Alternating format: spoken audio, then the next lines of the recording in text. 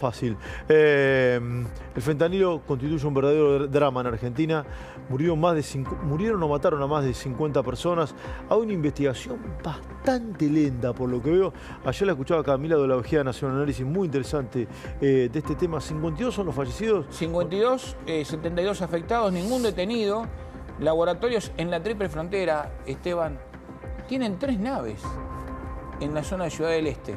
En el departamento, ahí en Paraguay. Son galpones con fentanilo.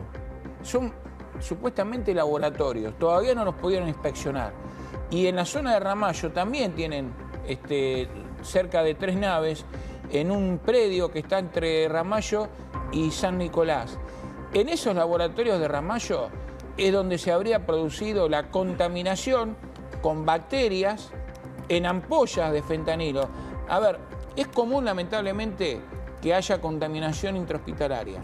Pero se descubrió por los cultivos que hicieron en el Malbrán que lo que estaba contaminado y donde había presencia de esas bacterias que son mortales, para los que no hay cura, estaban en las ampollas. O sea, el fentanilo, que es un medicamento, una droga que se utiliza para cuidados paliativos, para combatir el dolor en personas enfermas, lamentablemente, que están con patologías, algunas en estado terminal, les han inyectado esa droga en ampollas, la sacan con una jeringa, de ampollas que ya venían contaminadas de fábrica. No hay ningún detenido.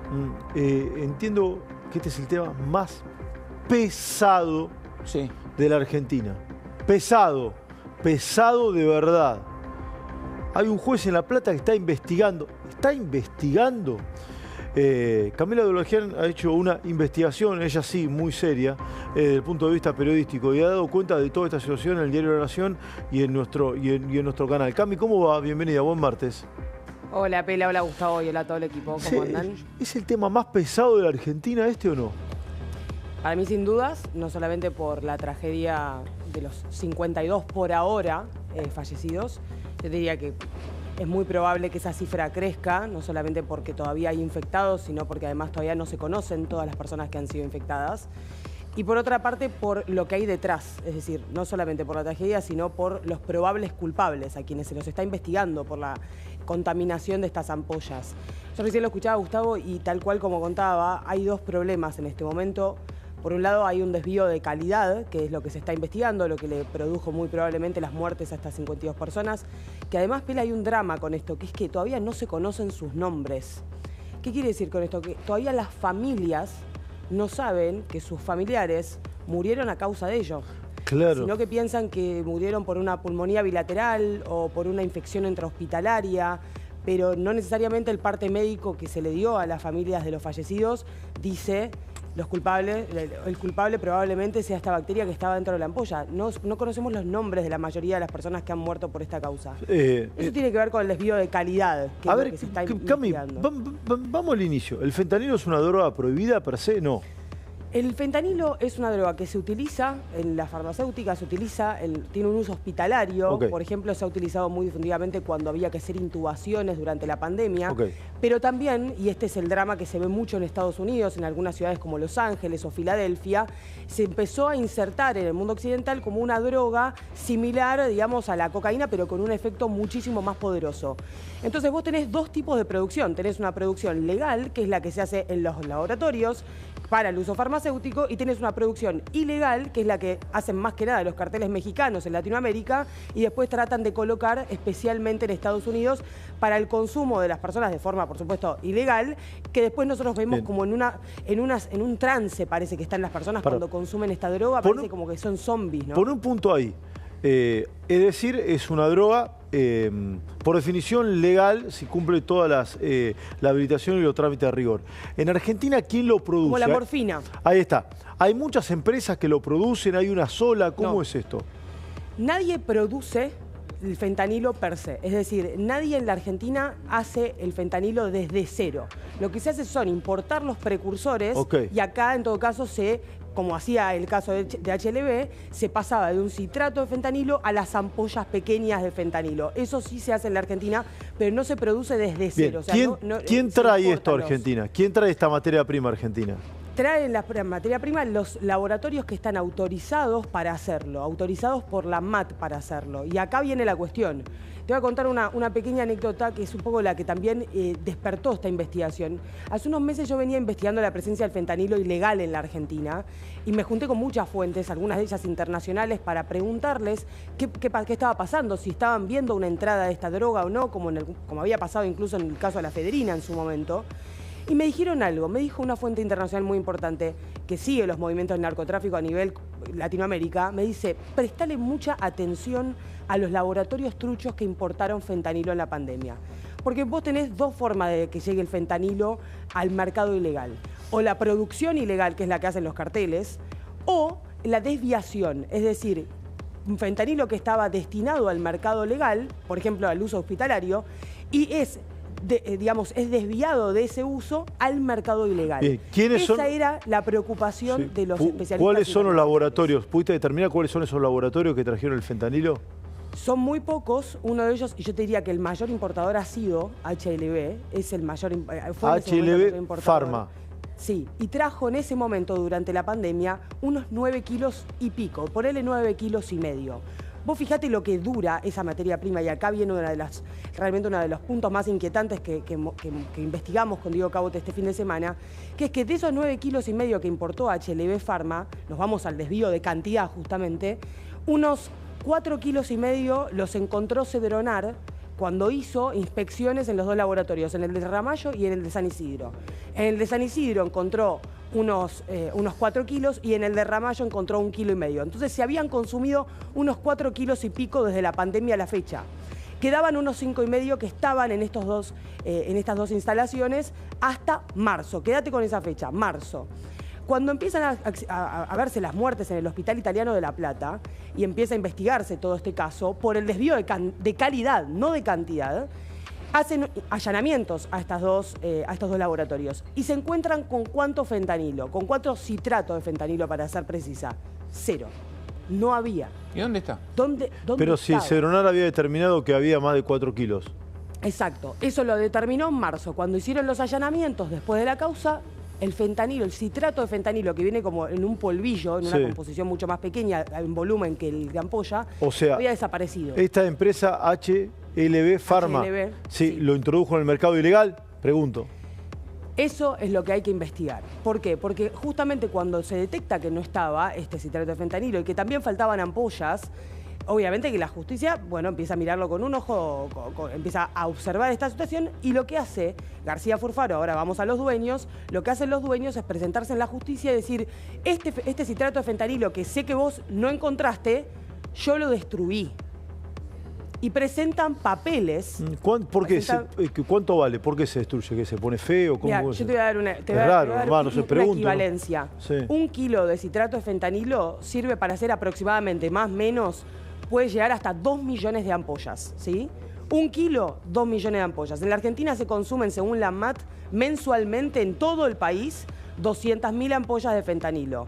O sea que si el laboratorio con lo que tenía de materia prima sería el único que abasteciera a todo el país, le daría su materia prima para abastecer 4 años y medio de necesidad de fentanilo. ¿Y la destruyó? Sí, la cantidad que destruyeron. ¿Y por qué lo destruyeron? ¿Y por qué lo destruyeron? Esas preguntas son las que se tiene que hacer la justicia, las que se tiene que investigar. Las explicaciones absolutamente inverosímil. La explicación que me dieron a mí, porque también destruyeron ampollas, es que esas ampollas estaban vencidas, pero el citrato de fentanilo, no, en principio no estaba vencido. Lo que sí te puedo confirmar por la investigación que hemos hecho con Cabot es que ese citrato de fentanilo tenía un tratamiento que era similar a lo que estamos viendo en la calidad de las ampollas que mataron a las 52 personas. Sí, ¿y que es que lo llevaban de un lado al otro, lo metían en una caja. ¿Y cómo llega el fentanilo ese que mató a 52 personas, adulterado, ¿es correcto? No, contaminado con una bacteria. Sí, ¿cómo llega a los Exacto, no tenía las condiciones de esterilidad que se necesitan para producir ¿Y cómo llega a los laboratorios? ¿Cómo llega a los hospitales, perdón? Porque ellos lo que hacen es vender, obviamente a través incluso de una droguería que es de su propiedad, que se llama Alfarma, le venden particularmente a proveedores del Estado. Le venden a hospitales públicos, le venden a provincias, le venden a municipios, particularmente le vendían mucho a José Cepaz, de Mario Ishi. Y así llegaban a los hospitales. Muchas veces los hospitales o los estados podemos presumir comprando de buena fe, porque competían muy fuerte con precio. Camila. Entonces, por eso le compraban a ellos también. En algunos casos por arreglo político, porque acá hay una gran protección política, Pela. Ahora vamos a llegar a ese punto. Que nadie habla de este tema. Yo te digo la verdad, hace mucho que en Soledad estás con esto, digo Caut y algunos otros periodistas también. Pero no, es un tema que no se habla, no he escuchado a ningún político hablar de esto. Hay pedido informe por cualquier pelotudez en la Cámara de Diputados. ¿Sí? A ver si de qué color es el perro de no sé cuánto. De eso hacen pedido informe, interpelación, no sé. De esto no hay nada, nadie habla, ningún político habla de esto. Esto empezó primero con 8 muertos en el hospital italiano. Sí, de La Plata. Exacto. Uno de los que declaró, corregime Camila, en esa causa fue Fernando Cartaseña, declaró como testigo que logró sobrevivir. Fernando Cartaseña, sí, fue un fiscal. Que todo, fue fiscal, sí. Y es uno de los testigos que declara en la causa que tiene el juez federal Ernesto Kreplak. Es así. Precisamente. Sí, ahora, ¿quiénes son los dueños? ¿Esta gente, los dueños, tienen algún tipo de protección política? ¿Quiénes son? Los dueños son 3 hermanos, Ariel, Diego y Damián García Furfaro. Son personas que, particularmente Ariel, tiene un historial realmente alucinante en sentido de la cantidad de criminalidad que ha habido en su entorno. Ni hablar de que él estuvo preso en la Unidad 9 de La Plata por un intento de homicidio. Durante su paso por la privación de libertad se recibió de abogado. Y escuchá esto, pelado. Cuando él se recibe de abogado, después empieza a trabajar en Rosario. Y empieza a trabajar en el laboratorio Apolo, en el laboratorio que estuvo investigado por el caso de la efedrina. Aún más, van a surgir más vínculos con el caso de la efedrina. Hay personajes que están compartidos entre ambas historias. Lo que es realmente sorprendente porque él empieza, después de salir de cárcel, empieza a generar un capital que yo me pregunto, y me pagan por preguntar, no creo que haya sido de él, después de haber salido de la cárcel y de venir de un hogar que no era particularmente multimillonario, y empieza a acumular un montón de empresas, entre las cuales no está solamente HLB, el Laboratorio Ramallo o Alfarma. Hay empresas de otros rubros también, una muy conocida, seguramente algún televidente la consumirá, que es los cereales Tres Arroyos. Los cereales Tres Arroyos también son de él. Tiene una empresa de cables que se llama Puyén, tiene realmente un conglomerado muy grande y a partir de eso también hizo muchos vínculos políticos. Ni hablar de que es socio de Víctor Santamaría en alguno de los medios.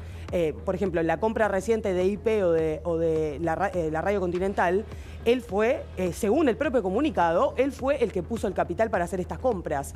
O sea que tiene vínculos extremadamente asentados en la política, mayormente asociados al kirchnerismo, en donde lo han visitado muchos personajes del peronismo de la provincia de Buenos Aires.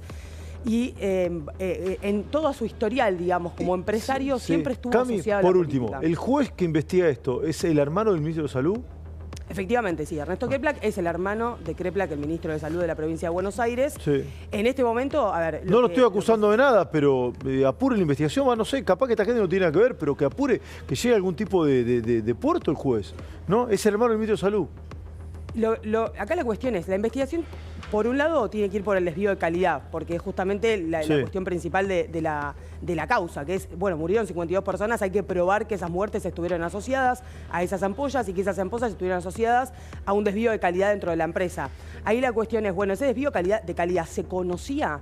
¿Ellos sabían que estaban haciendo esto? ¿Era a sabiendas de que podían producirle la muerte a las personas? Sí. Y una cosa más, Pela, los negocios se extendían también a cuestiones que podemos decir eran por lo menos sospechosas. Una de las últimas emprendimientos que tuvieron los García fue armar un nuevo laboratorio. Ese nuevo laboratorio, y acá va una cuestión importante por el desvío de cantidad, que es en lo que nos enfocamos con Diego Cabot, ese nuevo laboratorio estaba nada más ni nada menos que en la Tríplice Frontera, del lado paraguayo, en Ciudad del Este, en un parque industrial en Ciudad del Este. Mirá.